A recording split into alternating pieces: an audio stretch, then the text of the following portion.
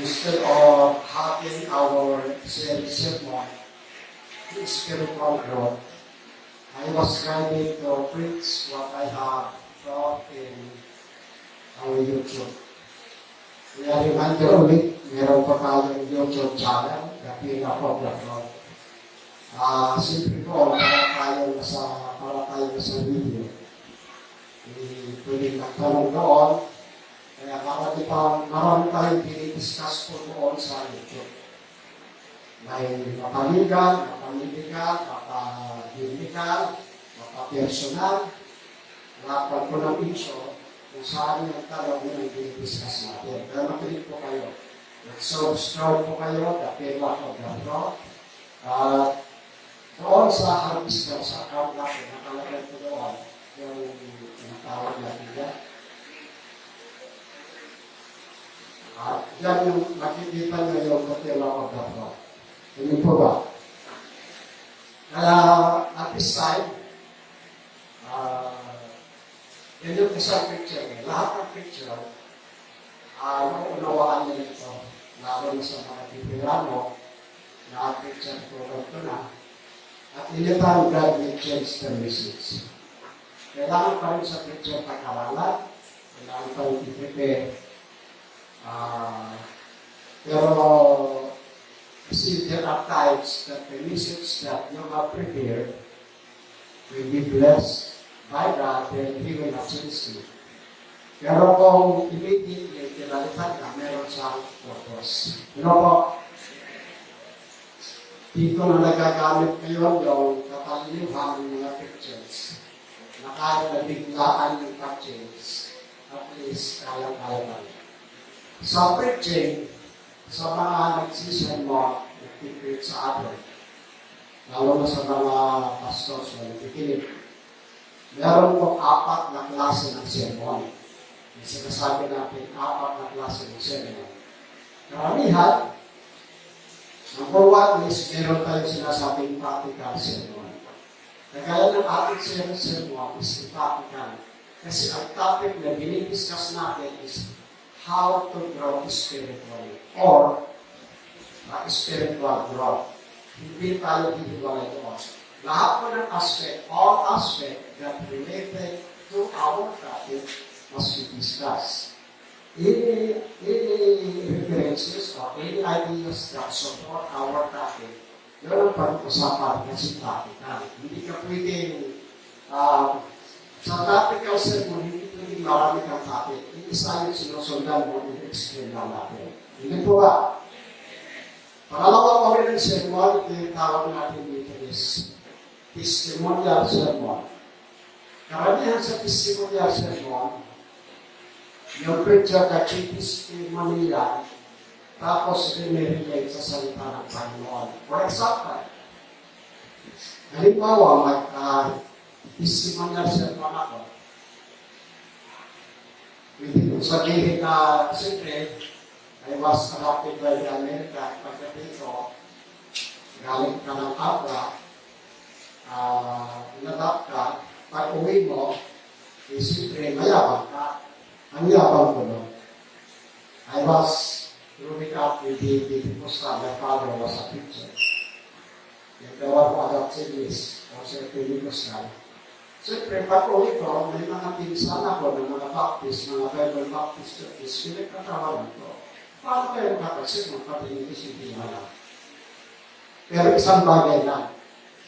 Sabi na itong kuya ko, alam mo insan, matalino ka, mamatalino ka, pero isang bagay na hindi mo alam na mayroon sa akin. Ano yun? Ikaw, nawawala kaligtasan mo, pero sa akin hindi. Nung tinagat ko na si Kristo bilang Panginoon at tagapagligtas ko, alam ko hindi na nawawala yung kaligtasan ko dahil yan talaga ay regalo ng Diyos. Yun ang research mo, yan ang pagkahalan mo. Totoo nga, pag testimonial sermon, may mga tao na pag binibigtisan mo, hindi kaibigan. Pero kapag sinabi mo, ang totoo, it is not you that can mix it out. It is the work of the Holy Spirit. Hello po?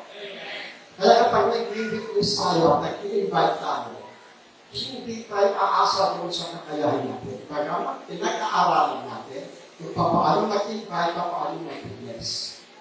Pero ang importante, pag sinabi mo na yung totoo, huwag kang matakot. Paalam ng Panginoon. Other words, lead the result to the Holy Spirit. Hello po? Ang importante sinabi mo.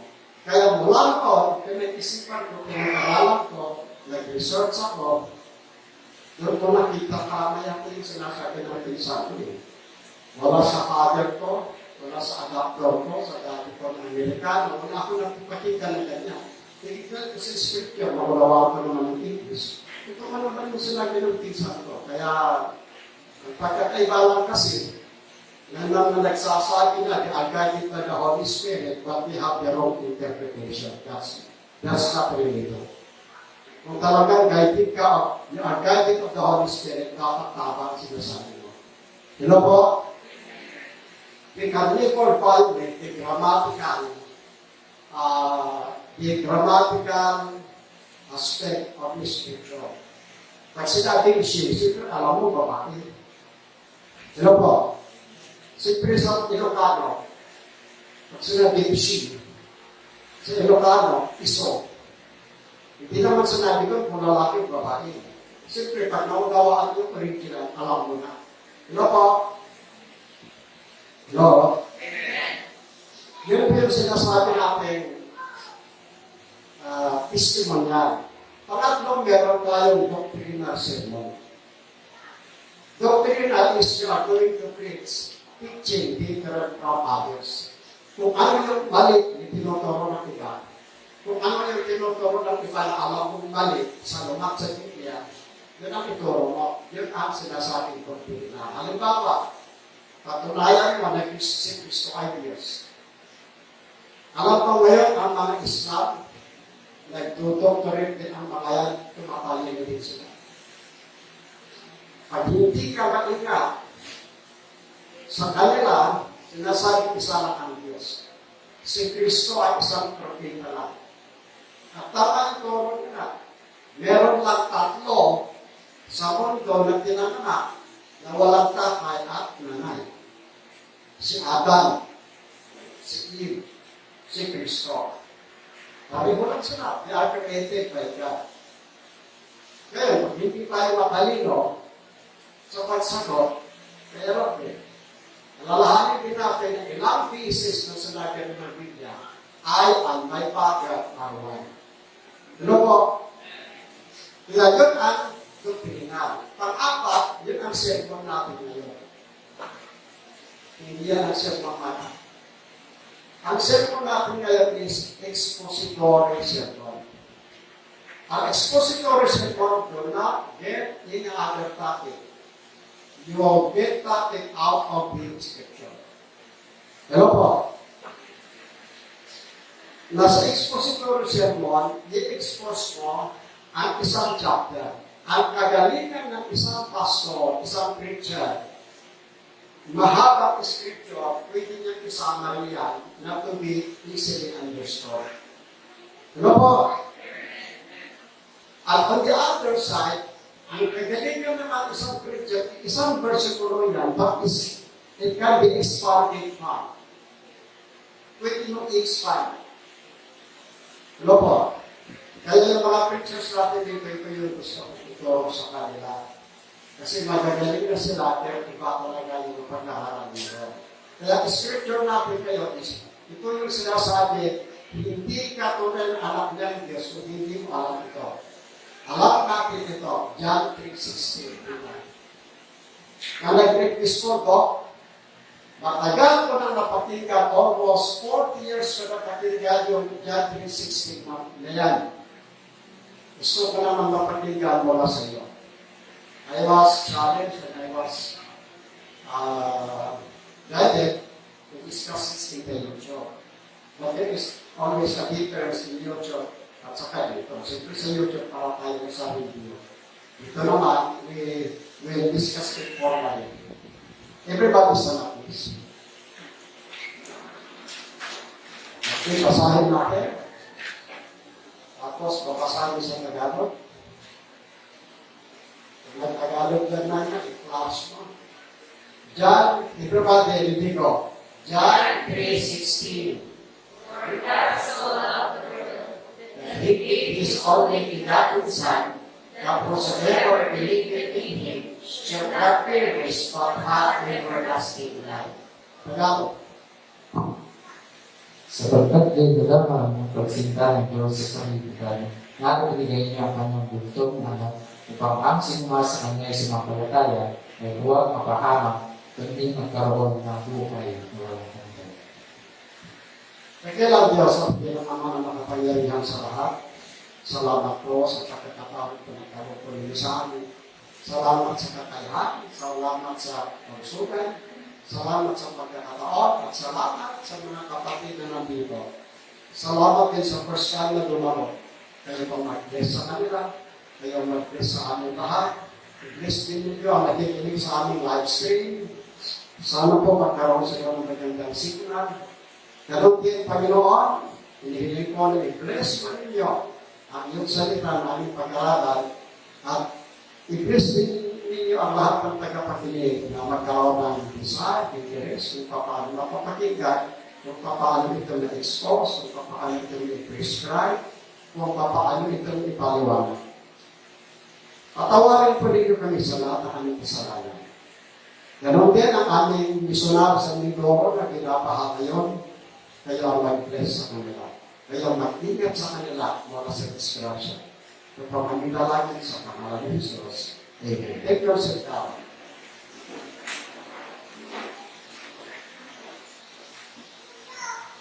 Okay, sige ko lang na, for God so loved the world that He gave His only begotten Son, that whosoever believeth in Him should not perish, but have everlasting life.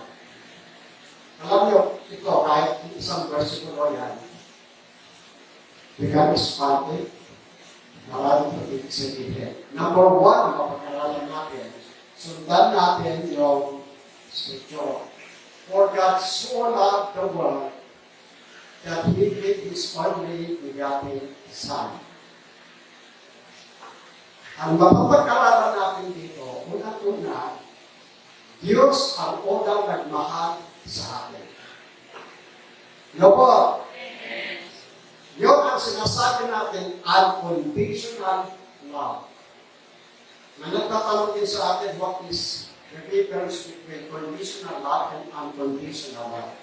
Siyempre, ang conditional love, sa pagmamahal ng tao, pagmamahal ng Diyos, kakaiba, the love of God is unconditional.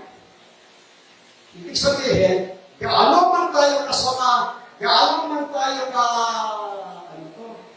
karumi sa harapan ng Diyos, kahit hindi tayo karapat-dapat dahil sa kasalanan, ngunit minahal pa rin tayo ng Diyos, walang condition. Ano po? Ang tao, minsan naririnig natin. Maraming post. Alam niyo, mapait akong tao. Pag ginoko niya ako, mas loko-loko ako. Hindi ka totoo mapait. Kasi ang totoo mapait, kahit ginoko ka, mapait ka pa rin. Ano po? Yun ang totoo. Sa Diyos, mamaya, mapapakinggan natin, ano ba yung unconditional na natin? Kaya una-una, mapakaralan pa natin dito, God loved us unconditionally. Ano po? Masundan ba yun? Number one, minahal tayo ng Diyos na pagpagalang niya ang conditional. Kaya walang condition. Mayaman ka man, mahirap ka man, may pinag-aralan ka o wala, maitim ka o puti ka o brown ka, pangit o guwapo ka, lahat tayo, isa tayo, lahat tayo mahalaga sa Diyos. Ang problema lang natin ito. Kung totoo na minahal ng Diyos ang tao unconditionally, bakit ang ng unbeliever ay dadalhin sa impyerno? Siyempre, illogical pagpunto nga naman, kung talagang napagmahal ang Diyos, ay bakit yung mga unbeliever dadalhin sa impyerno? Kahit siguro, pag nag-isip ka ng mabuti, kaya ka nalilikha ng Diyos para maglingkod ka sa Kanya. Sino ka ba? Ano man ang kahinaan mo, dahil ikaw ay naglilingkod at sumampalataya, ang pagmamahal ng Diyos sa iyo unconditional. Pero kung ayaw mo sumampalataya, ibang usapan yan. Karapatan ng Diyos yan, siya ang lulikha sa atin. Ano po? Halimbawa, may gamit ka, hindi na magamit, akala ko ikaw, itatapon na natin, pero medyo nagagamit pa rin. Kaya, sabitan ko siya. Pag-isipin natin. Pero ang Diyos. Pero pinag-usapan natin dito, yung unconditional love, hindi, para makalawaan kasi natin, tama yung sabi ng Biblia, Jesus Christ did not come for the righteous, but Jesus came for the unrighteous. Hello po? I was in the USA. I was in the USA 2005, 2014.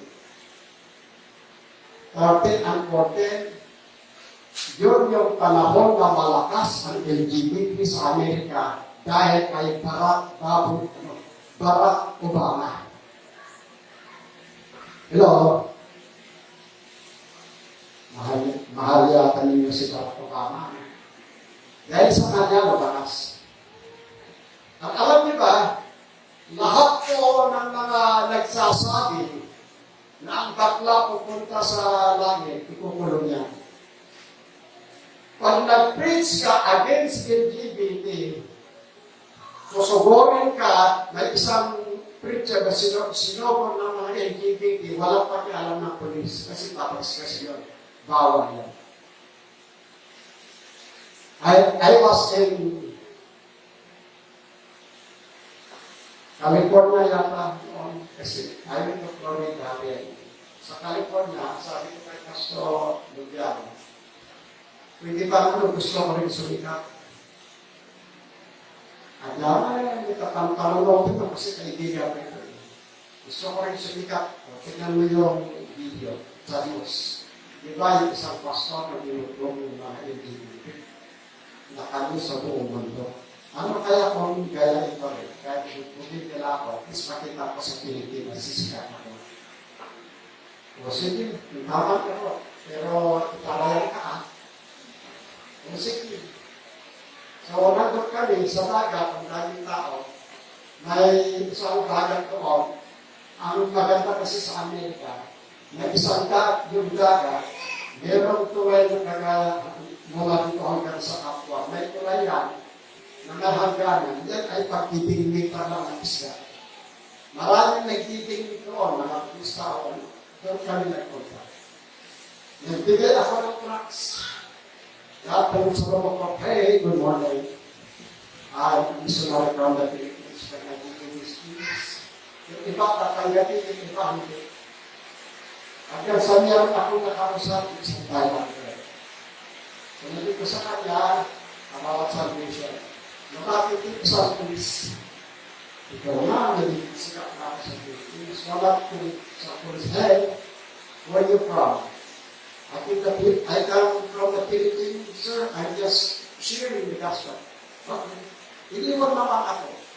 Hindi naman ako pinusasan para mag-use ako.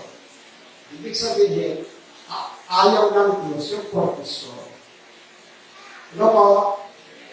Kaya may mga purpose tayo, minsan, hindi ibig ng Panginoon kasi iba eh. Ang purpose ko sumikat lang, hindi yung para makapag-share.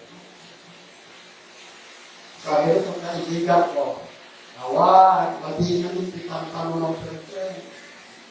Kaya, nag-comment ako, we ask Dr. Lapis Roberts, ask to give our opinion about LGBT.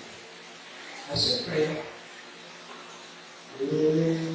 baka anong hindi naman ako American citizen, baka iyan na pa ako.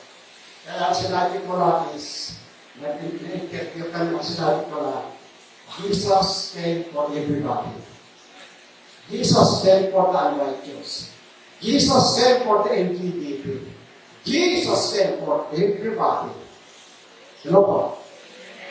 Walang pinipili ng Diyos na iligtas. Pilipinan ka man, bakla ka man, tungkol ka man, mamamatay ka pa, kahit sino ka. Kung ikaw ay magsisi sa kasalanan mo, at tanggapin mo si Kristo bilang Panginoon at tagapagligtas mo, iniligtas ka ng Diyos. Dahil mahal ka. Ano po?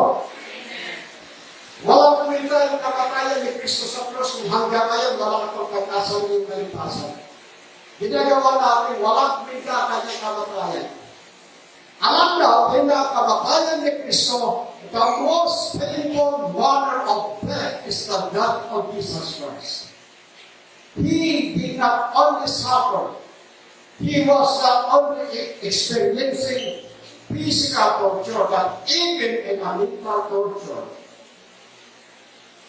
Ibig sabihin, hindi lang yung physical. Imagine yan, tinapawag ka, tinuturoan ka, yung mental torture, sinasabing sinungaling ka, sinasabing physical ka, wala kang diyan, mental torture yun. Kasi, ang hirap na naman yung mamatay ka para sa hindi mo kasalanan.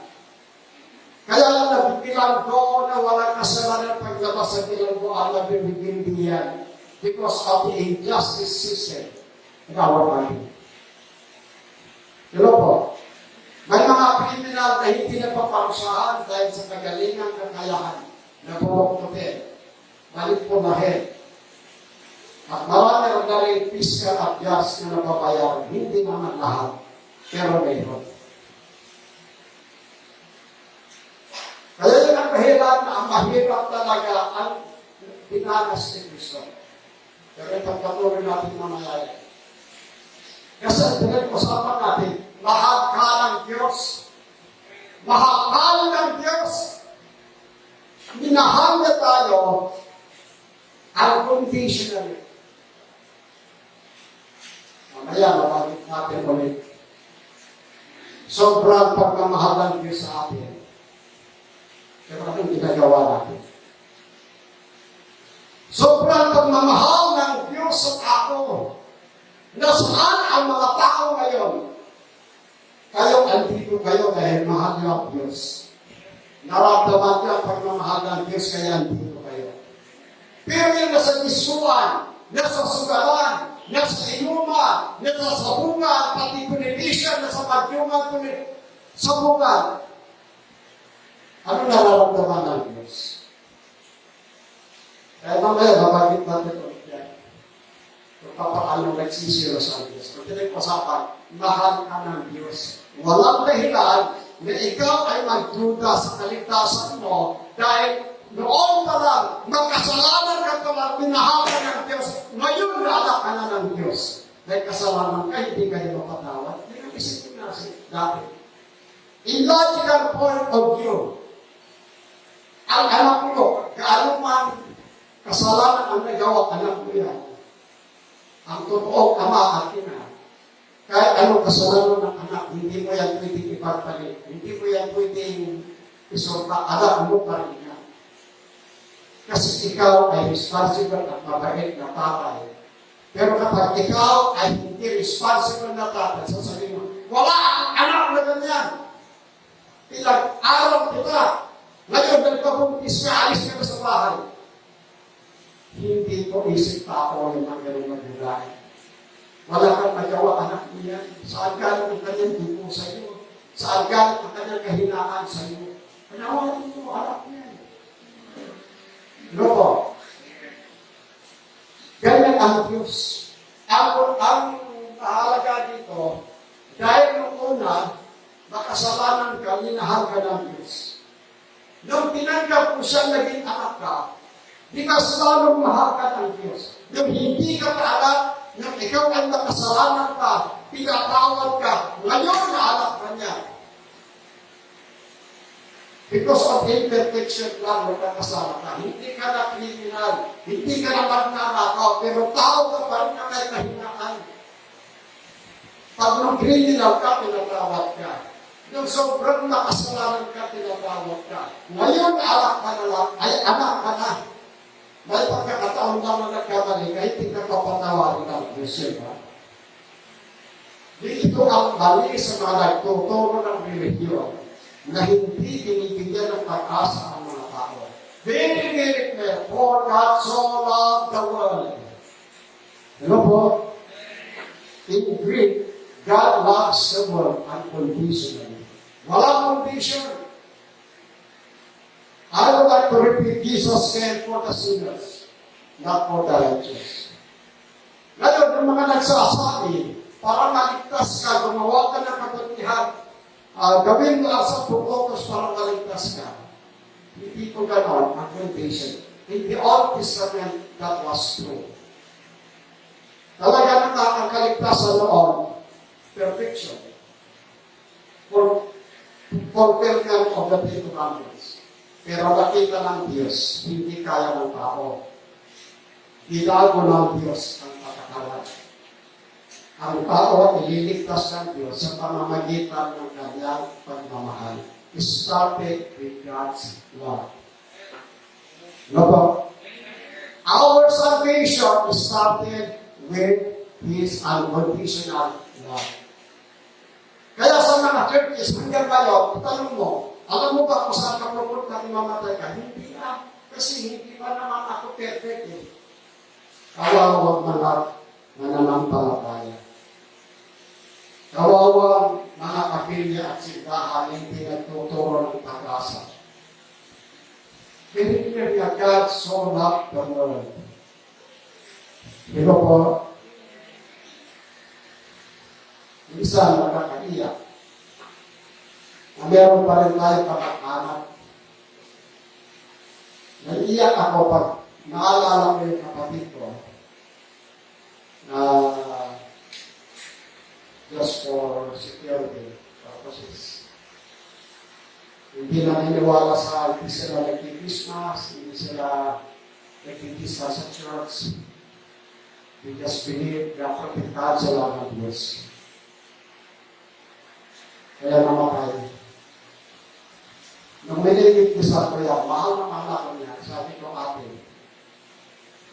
alam ko naman, sa biyaya ng Diyos, nakapag-aral tayo. I can even say that I reached the highest theological studies. There are problems. Ganito lang tayo kami, ayaw na akong pakinggan. Bakit na agap po ka? Sabi ko sa iyo, baka man akong pinsihan. But I think my job. Hello po. Na mga tao na maayaw makinig, paliwanagan. Ngayon pa lang nakakaawa sila. Kasi una-una, kung mapunta sila ng simbahan at hindi nila alam kung sa Indiano o sa layo sila pupunta. Dahil hindi mo na-itoro ng tiin ang ibig sabihin ng salita ng Diyos. For God so loved the world. Salvation is based on God's love. Salvation is based on the unconditional love of God. Ano po?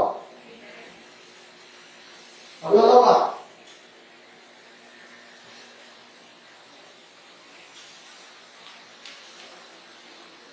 God loves the world unconditionally. God loves the people unconditionally. Second, God has proven His love. Ano po? For God so loved the world. Minahal ng Diyos ang mundo, ang mga tao. Ginatunayan niya kung paano bigay. He gave His only begotten Son. Yung salitang begotten at saka only, from the Greek. Kaya nasa King James Version, inulit. Sa ibang version, wala na yung begotten. And that is the reason why I will not recommend other versions. Kasi ang Biblia, Bible is a translation of the Hebrew language and Greek language. We have the Old Testament from Hebrew. We have the Greek from New Testament from Greek and a little Aramaic. Sa ibang version, for God so loved the world that He gave His only Son. Kasi, sa English kasi, yung salitang begotten at sa only ay pareho lang yan. Ito nga ng Bible Dictionary pareho. Ang ibig sabihin, only. Ang pagkakaiba lang yung only at sa begotten, ang only ay pwede nyo gamitin sa isa. Pwede nyo gamitin sa plural. Halimbawa, tanong ko sa sekretary natin, ilan ba attendance natin ngayon? 80 people only. So yung only, pwede mong gamitin more than one. Pero yung salitang begotten, it must be used exclusively for one and only one. Ano po? Kaya ibig sabihin, isa lang ang anak ng Diyos, si Jesus Christ lang. Pero nasa prompt pa rin tayo, the evidence of God's love. He gave His only Son. Alam nyo, nagpapasalamat ako kahit ganito bumabagyo, nandito kayo. Bakit? Minahal niyo ang Diyos. Paano ba na natin patunayan ang ating pagmamahal sa Diyos? Unang-una, ibigay natin ang ating oras. Kaya dahil mahal ka ang Diyos, ibigay ninyo ang oras ninyo para sa Diyos ngayon. Ito po. Pangalawa, ibigay ninyo ang inyong sarili. Alam ko, masaya ang Diyos nandito kayo. May mga pagkakataon, ang Diyos yan ay He is struggling.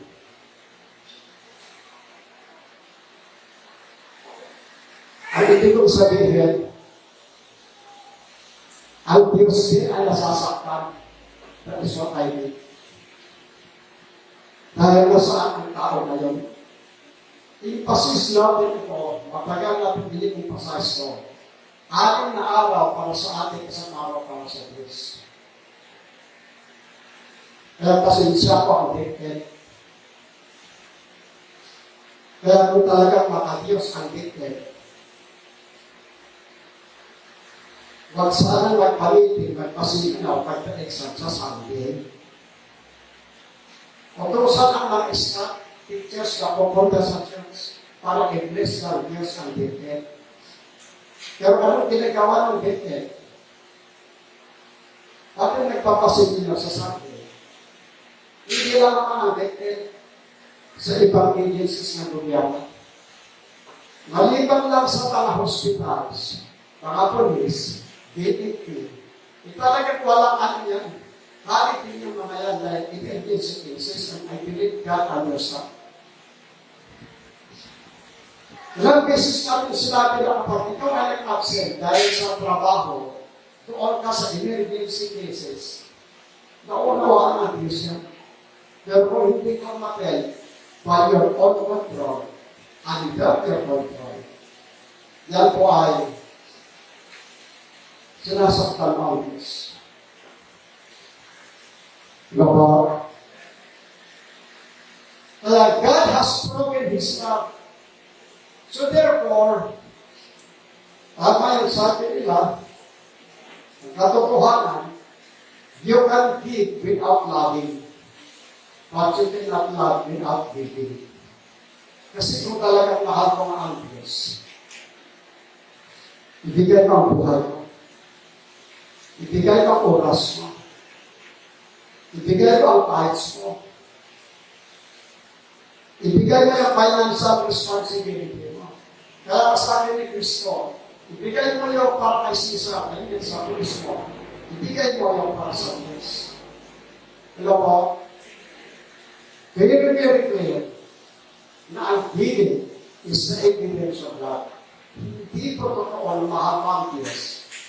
Kung hindi mo binibigay ang oras mo, hindi mo binibigay ang buhay mo, hindi mo binibigay yung tithes mo, and other financial responsibility mo.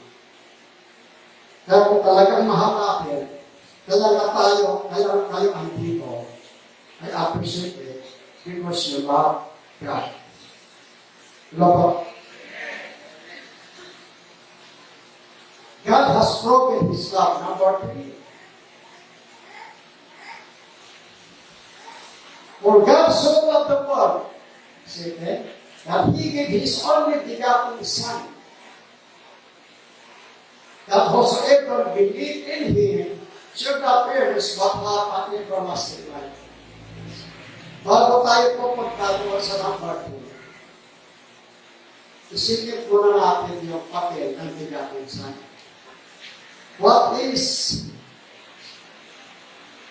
the work of the begotten Son in our salvation? Ano ba yung relasyon? What is the relation of the Son of God to our salvation?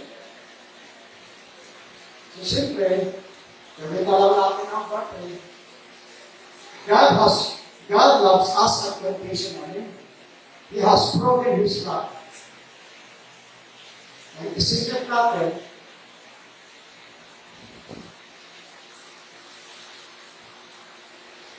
Son Jesus Christ gave Himself for our redemption because He loves us so much. Ano ba? Pinatunayan din ni Kristo ang kanyang pagmamahal. Ibig sabihin, meron silang teamwork. The Father and the Son have the teamwork. The fulfillment of salvation. The fulfillment of free salvation. Para matupad po yung kalarap ng Diyos na maligtas ang tao sa pamamagitan ng libreng na ligtasan, si Kristo rin ang naging tao. Kaya nga nagpagyanak siya para magkaroon ng dugo, naging tao, at siya lamang ang ipapako sa cross para sa ating kaligtasan. Paulit-ulit natin itong dinidiscuss. When Jesus Christ was at the Garden of Gethsemane.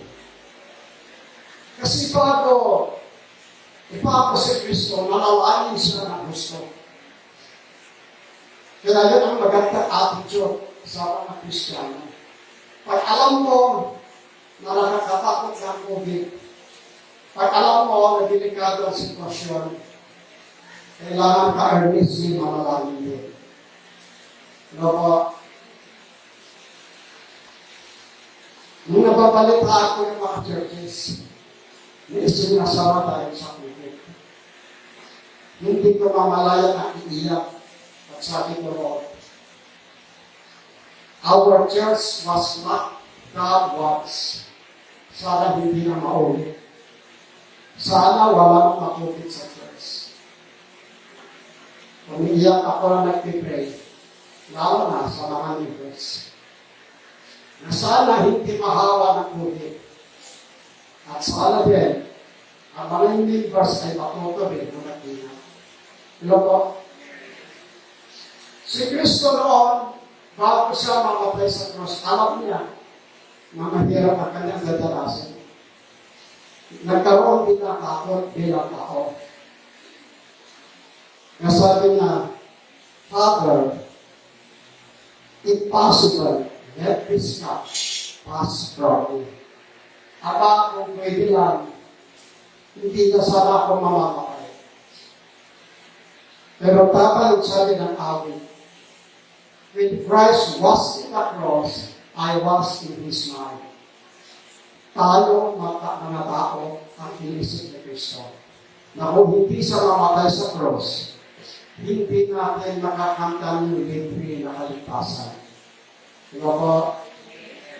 Nasabi na, Lord, if my death and the drop of my blood is the only way for the redemption of the humankind, die with that.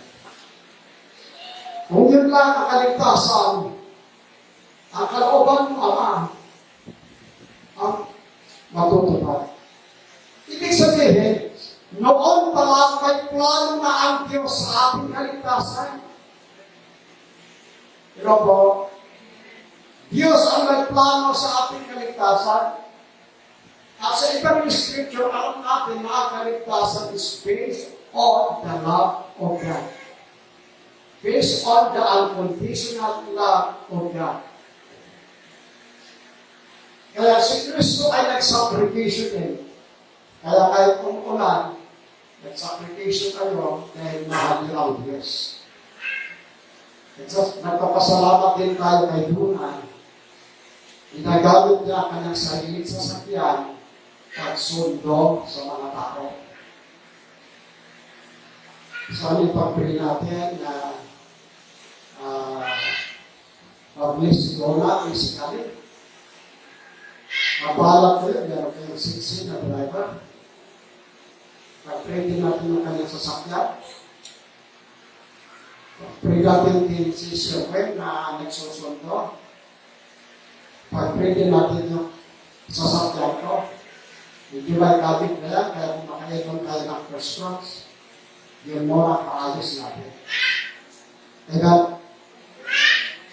po, kaya itong dalawa na magkayaw, Sir Gwen at Dona, Nagsasakripisyo sila dahil mahal nila kayo, mahal nila ang Diyos. Si Kristo nagsakripisyo, binigay ang buhay. Katakot-takot na kahirapan na ginawa ni Kristo. Kaya yan ang dahilan na hindi tayo magdudulog sa kaligtasan. Ito na. Pangatlo, God loves the world unconditionally. Pangalawa, He proven His love. Number 3, by faith alone, He can save us. Whatsoever believeth in Him, yun lang ang condition. The only condition of salvation is not by perfection, but the only condition of salvation that God made is only by faith. By virtue of faith, trust, and acceptance, we will be saved. Hello po. Sa pamamagitan lang ng pananampalataya, yun lang yung condition sa kaligtasan. Yung pagmamahal ng Diyos ay conditional, pero yung kaligtasan ang condition lang. Maniwala ka. Sabi naman ito, and whosoever believeth in Him, ibig sabihin, totoo po na minahal ng Diyos ang tao. Totoo na ibinigay ni Kristo ang kanyang anak. At totoo po na si Kristo ay naghirap sa cross. Pero kapag i-ignore mo ang pagmamahal ng Diyos, ang kapalit niya, kaparusahan sa impyerno. In other words, God has the right to punish us because He is the one who created us. Hindi natin pwedeng dibatihin ang Diyos at hindi natin pwedeng kalabanin ang Diyos. Kahit anong gawin mo na magmakaawad, tutuparin pa rin ng Diyos ang kanyang salita. If you have not believed in Him, you need to be done. But if you have believed in Him, you will be saved. You know what? So very clear, ang kaligtasan natin ay sa pagmamahal ng Diyos. Ang kaligtasan natin ay libre. Yung paghihirap, si Kristo ang naghirap, hindi tayo. Ang gawin lang natin, sasampalataya tayo kay Kristo. Tanggapin lang natin si Kristo bilang Panginoon at tagapagligtas. Ngayon, sinasabi ng iba, kahit tumanggap ka sa Panginoon, in the process of time, nagkasala ka, mawawala ang kaligtasan mo. Hindi ba sabi natin, the love of God is unconditional, especially to all believers. Noong makasalanan ka, tinatawag ka. Ngayon, anak ka na. Nagkamali ka, hindi ka patawad. Ang totoong anak ng Diyos, marunong magsisi at marunong hindi kapatawaran sa Diyos. Anak ka ng Diyos at walang dahilan na hindi ka niya papatawarin. Walang dahilan na hindi tuloy-tuloy ang kaligtasan mo. Kasi minahal ka ng Diyos. Even from the beginning, even before your faith, God has loved you. God has loved us. No po? Kaya, inulit ko, hindi po conditional ang pag-ibig ng Diyos.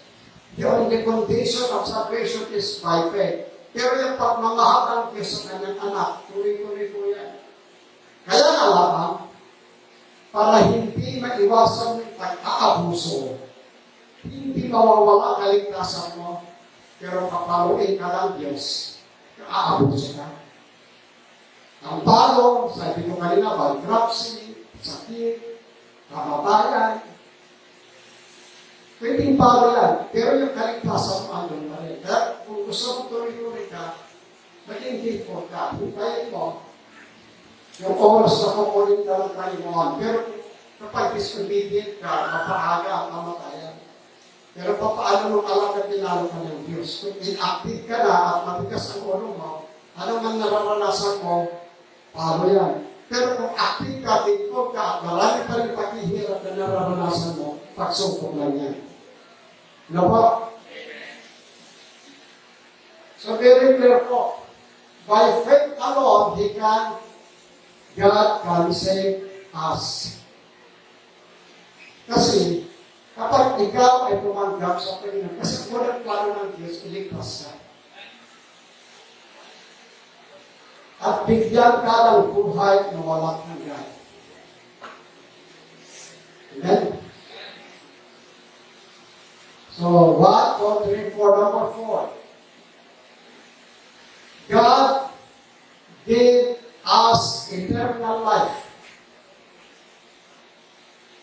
God has given us eternal life. Alam nyo, sa mga taong marunong kasi, akademically, nagparang sila ganito. Pati ako, medyo, kung ano, sabi ko, pinag-aralan ng gusto. Ang tanong ko, nung nilikha ng Diyos ang tao, kasi may dalawang uri ng buhay. Ang buhay ng Diyos, no? Ang buhay na binigyan ng Diyos sa mga animal, bayo. Kaya nga meron tayong subject na biology. Ang mali sa ating Department of Education, dapat sana kung Christian nation tayo, hindi na ibibiin yung biology that we people are the highest form of animal that is very, very wrong. Hindi ko tayo animal. Ibang tayo pag-usapan yan, pero we are not animal. Kasi separate yung creation ng animal at sa atin. Yung ori ng buhay na meron sa animal, bio. Bio means mortal life. Pero yung buhay na binigay ng Diyos sa atin sa Greek, Zoe. Zoe meaning the life of God. Notice that? Nakunawan ba natin? Kaya yung buhay na meron tayo, Zoe, galing sa Diyos. Zoe means eternal life. So, ganito ang conclusion. Nung linikha ng Diyos ang tao, ang binigay niya, buhay niya. Part of His life is eternal life. Kaya yung hininga, buhay, ibinigay sa tao, eternal life. Kaya yung kaluluwa natin, immortal, hindi mamamatay. So, tapos, pagtatanggapin mo si Kristo, at ibibigay niya sa iyo, eternal life. Ibig ko sabihin, 2 bisis ka ba na bigyan ng eternal life? Well, para maliwanag ito, noong una, ang binigay ng Diyos kay Adam at Eve, eternal life, the life of God. Ano po? Very clear yan. So, pero bago na tayo nagpatuloy, kay Adam at Eve pa rin, doon na na-prostrate ang Diyos. Kahit ngayon, prostrated ang Diyos sa mga tao. Yung nga sabi ko, nasaan ang mga tao ngayon? Kanino nila binibigyan ang buhay? Kaya nga narinig natin, ang buhay, hiram lang yan. Kung isusolid mo at hindi ka ligtas, hindi ako ka. Karapatan ng Diyos eh. Pero pinag-usapan natin yung eternal life. Totoo po yan. Kaya lang, pagpansinin natin, sinabi ng Diyos kay Adam at Eve, in every fruit of the tree, you can eat. You can eat every fruit of the tree, except the fruits of the tree that is in the midst of the garden. Do not eat, because at the moment you will eat, you will die. Lahat ng bunga pwede nyo kain, huwag lang yung sa gitna. Ngayon, pag tinayin nyo, mamamatay kayo. Ang ibig sabihin, babawiin ng Diyos yung eternal life na binigay niya sa tao dahil sa kasalanan. Ano po? Ginawin ng Diyos yung eternal life, kaya ang tao mamamatay na. Kaya ilang beses natin diniscuss kahit sa YouTube. Na-discuss natin na mayroong 2 uri ng kamatayan. Una is spiritual death. Nung si Adam at Eve have followed the dictate of the devil, they have sinned against God. Pinaalis sila ng Diyos sa Garden of Eden. In other words, they lost the presence of God in their lives. To connect to our Christian psychology, and to connect to the picture of the word religion. Alam niyo ang salitang religion? Galing from the Latin word na ginagamit ng Pilipino ng maling interpretation. Ginagamit natin ang salitang religion sa pangalan ng church. Pero actually, ang salitang religion is not about the sect. It is the status of a person. Whether you have that relationship with God or not. Kasi, ang salitang ring, again, religion, ibig sabihin, tayo, katalian. Nung ang bata pinanganak at the age of innocence, ang presensya ng Diyos na sa kanya. In other words, these children are found or they have that binding with a relationship with God. Kaya kahit sumasayaw, kahit anong kalukuhan ng bata, natutuwa ka. Kahit nakikita mo ang presence ng Diyos sa bata. Pero kapag pati yung bata at sinunod yung kasalanan, doon nawala yung presensya ng Diyos sa kanya. Dahil nawala yung presensya ng Diyos, kung siya ay magsisi at sasampalataya at tatanggapin niya si Kristo, ibabalik yung relationship sa Diyos. Ang tawag yan, religion. The restoration of tayo sa physical interpretation, tayo again. Ang interpretation, ibang interpretation is, ibalik yung relationship sa Diyos. Ano po? Nakuha ng Pedro. Yun ang religion. Pag tinanong, what is your religion? Siyempre sabihin mo, I'm fine. I'm staying in God's presence. I'm staying in God's relationship.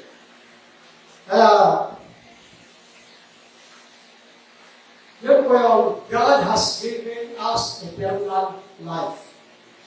Yung nawala ng eternal life, ibabalik ng Diyos sa atin.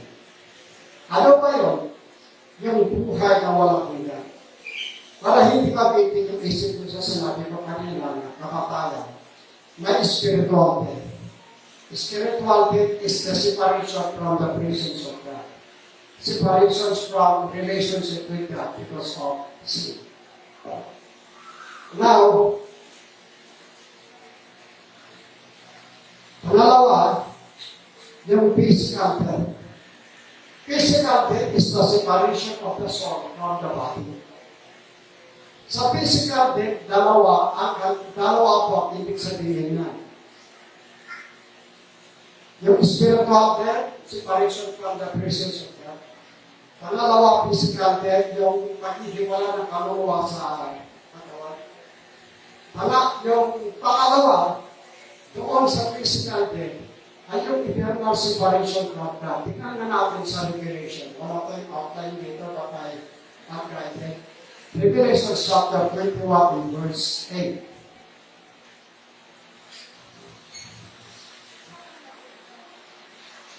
But the fearful and unbelieving, and the abominables and murderers, and whoremongers, and sorcerers, and idolaters, and all liars shall have their part in the lake which is burned with fire and brimstone, which is the second death. Tagalog?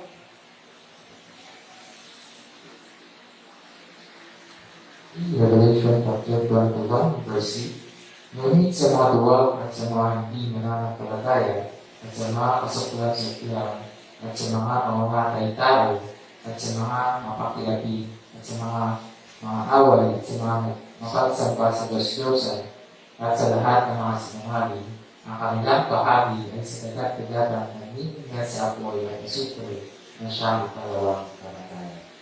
Isa po sa karungan po sa harapan ng Diyos yung pagsasamba ng Diyos-Diyosan.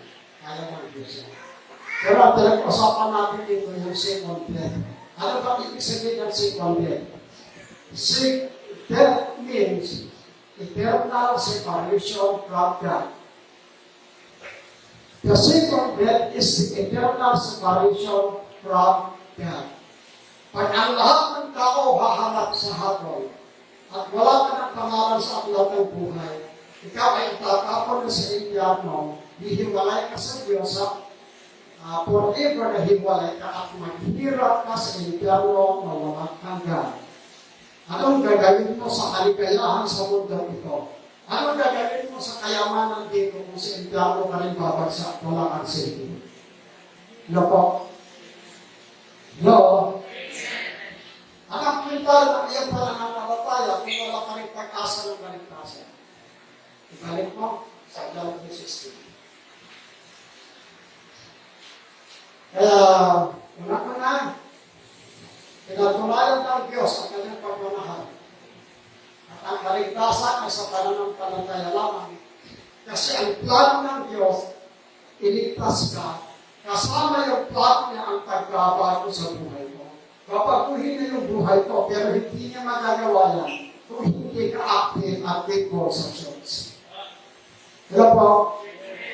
Kasi ang sabi ng Biblia, church is the pillar of rock, is the ground of rock, where people can know what is right and what is wrong. Kaya kung tama yung church na pinitahan mo, tama ang nalalaman mo. Our philosophy in our nature, if you are believing right, you are doing right. Inulit ko po, mga kapatid, kung mahal natin ang Diyos, ibigay natin ang ating kakayahan. At isa pa, huwag tayo magduda sa ating kaligtasan. Dahil minahal tayo ng Diyos. Maliban na kung hindi ka sumampalataya, magduda na. Maliban na kung hindi tama yung pagtanggap mo, magduda na.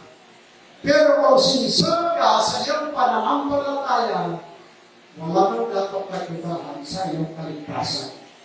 Sayang lang yung araw ng pagod mo, kung hanggang na yun, hindi mo alam kung saan ka pupunta. Inulit ko, mga kapatid, huwag tayo mapagod na gumawa ng kabutihan dahil mahal tayo ng Diyos. Lahat ng ating ginagawa dito, may kabunuhan. At kung tayo ay nagkasala, papatawarin tayo ng Diyos. Dahil minahal niya tayo at hindi siya. Huwag lang natin abusuhin ang pagmamahal ng Diyos.